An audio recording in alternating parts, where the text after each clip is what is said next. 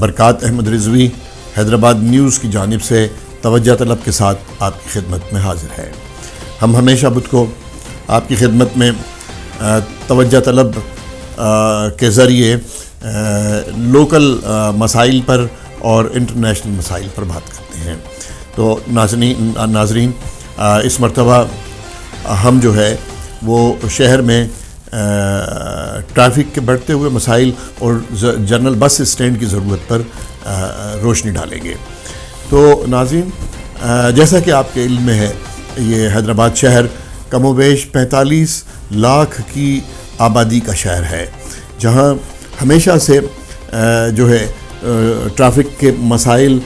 پیدا ہوتے رہے ہیں اور حل ہوتے رہے ہیں، مگر آج کل کچھ صورتحال ایسی ہے کہ جیسے ہی کاروباری سرگرمیاں شروع ہوتی ہیں اور وہ اپنے عروج پہ پہنچتی ہیں تو پورا شہر جو ہے وہ ٹریفک کے مسئلے میں جگہ جگہ ٹریفک جیم اور راستوں کے بند ہونے کی پریشانی میں مبتلا ہو جاتا ہے۔ تو اس کے لیے ٹریفک کے اوپر تو بڑی اس سے قبل ڈیٹیلڈ گفتگو ہو چکی تھی۔ ابھی حال ہی میں حکومت نے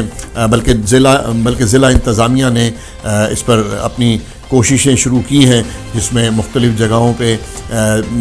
جو ہے وہ پارکنگ پلیسز بنانا اور ان ٹریفک کے معاملات کو سلجھانے پر غور و خوض شروع کر دیا ہے۔ مگر ضرورت اس امر کی رہی ہے ہمیشہ سے کہ حیدرآباد کو ایک اچھا اور جدید قسم کا کوئی بس اسٹینڈ دیا جائے۔ جیسا کہ آپ کے علم میں ہے، 1974 کے اوائل میں اس پر کام شروع ہوا کہ حیدرآباد کو جنرل بس اسٹینڈ دیا جائے، اور پھر کم و بیش 10 سال کی جد و جہد کے بعد اور پلاننگ کے بعد، منصوبہ بندی کے بعد جنرل بس اسٹینڈ یہاں سائٹ ایریا میں کوئی 10 ایکڑ کی آبادی پہ فراہم کیا گیا، اور یہ زمین جو ہے وہ سائٹ ایسوسی ایشن سے لی گئی اور بلدیہ حیدرآباد کے نام اس کا داخلہ رکھا گیا۔ بلدیہ حیدرآباد کی سربراہی میں حکومت سندھ نے ایک جدید قسم کا بس اسٹینڈ جو ہے وہ تعمیر کر کے حیدرآباد بلدیہ کو دیا۔ حیدرآباد بلدیہ نے شروع سے ہی اس کو جو ہے وہ کانٹریکٹ بیسس پہ چلانے کی کوشش کی، جو بالآخر وہ اس کانٹریکٹ کا نتیجہ یہ نکلا کہ وہ جنرل بس اسٹینڈ کبھی بھی مکمل طور پر فنکشنل نہیں ہو سکا اور کبھی بھی مکمل طور پر بلدیہ کے لیے مالی معاونت فراہم نہیں کر سکا۔ ابھی موجودہ صورتحال یہ ہے کہ یہ جنرل بس اسٹینڈ کہ جس کا جو ہمیں ان کا ریکارڈ دیکھنے کے بعد پتہ لگا کہ 1984-85 کے درمیان میں جو ہے اس جنرل بس اسٹینڈ کا اس وقت کے گورنر جنرل جہاں داد نے اس کا افتتاح کیا تھا۔ جنرل بس اسٹینڈ کا اگر بغور جائزہ لیا جائے تو اس میں جو آثار بتاتے ہیں، جو نشانات بتاتے ہیں، تو باقاعدہ پراپر پلاننگ کی گئی تھی، اور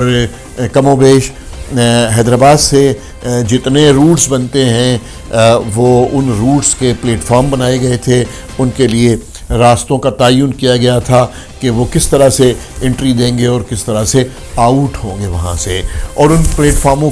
کی قطاریں بنائی گئی تھیں انہیں ایک پراپر کیو میں لا کر، مگر وقت کے گزرنے کے ساتھ ساتھ جو ہے وہ نشانات اب مٹتے جا رہے ہیں۔ ساتھ ہی ساتھ یہ جنرل بس اسٹینڈ جو ہے وہ بلدیہ کے ہاتھ سے نکلتا چلا گیا۔ آج پوزیشن یہ ہے کہ اس جنرل بس اسٹینڈ میں کیچڑ، پانی اور بہت ہی تعفن، یہ ساری چیزیں وہاں موجود ہیں۔ پیسنجرز کے جانا تو بہت بڑی بات ہے، وہاں رکشے، موٹر سائیکل اور ٹیکسی وغیرہ کا جانا جو ہے وہ بھی خاصا مشکل کام ہے۔ تو ایسا کیوں ہوا، یہ اس نہج پہ کیوں پہنچا، یہ کسی اور پروگرام میں اس کے اوپر توجہ ڈالیں گے، مگر ضرورت اس بات کی ہے کہ حیدرآباد شہر کو جو ہے ایک معقول جنرل بس اسٹینڈ دیا جائے، جبکہ یہاں صورتحال اس قسم کی ہے کہ اس کے پراپر فنکشنل نہ ہونے کی وجہ سے کافی ساری جگہوں پہ پک اپ پوائنٹ یا پھر وہ خود ساختہ بس اسٹینڈ جو ہیں انہوں نے جنم لے لیا ہے. ان کی وجہ سے شہر میں ٹریفک کے مسائل جو ہیں وہ نہ صرف بڑھتے جا رہے ہیں بلکہ میرا خیال یہ ہے کہ انتظامیہ کے بس سے باہر ہوتا جا رہا ہے کہ اس کو ریزالو کیا جائے. اسی کے ساتھ ایک بریک لیں گے، پھر حاضر ہوں گے اسی موضوع کے ساتھ. مزید تفصیل آپ کہیں نہیں جائیے گا، مزید تفصیل پیش کریں گے. برج power battery RSMD international USA کے اشتراک سے پاکستان میں تیار کی گئی پہلی بیٹری، جسے بنایا گیا ہے انٹرنیشنل سٹینڈرڈز کے مطابق 99.99% پیور لیڈ سے تیار کردہ،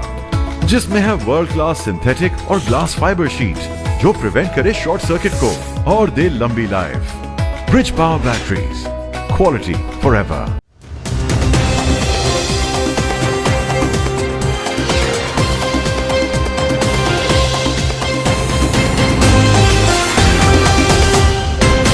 ویلکم بیک ناظرین. ہمارے اس پروگرام کو یوٹیوب پہ سبسکرائب کیجیے گا اور فیس بک پہ لائک کیجیے گا تاکہ آپ کی خدمت میں بہتر سے بہتر پروگرام مختلف مسائل پہ پیش کیے جا سکیں. تو میں عرض کر رہا تھا جنرل بس اسٹینڈ حیدرآباد، اسے عام زبان میں بدین بس اسٹینڈ بھی کہا جاتا ہے، جو سائٹ ایریا حیدرآباد میں واقع ہے. یہ بس اسٹینڈ جو تھا، اب آج کی تاریخ میں اگر اس کا ایک رف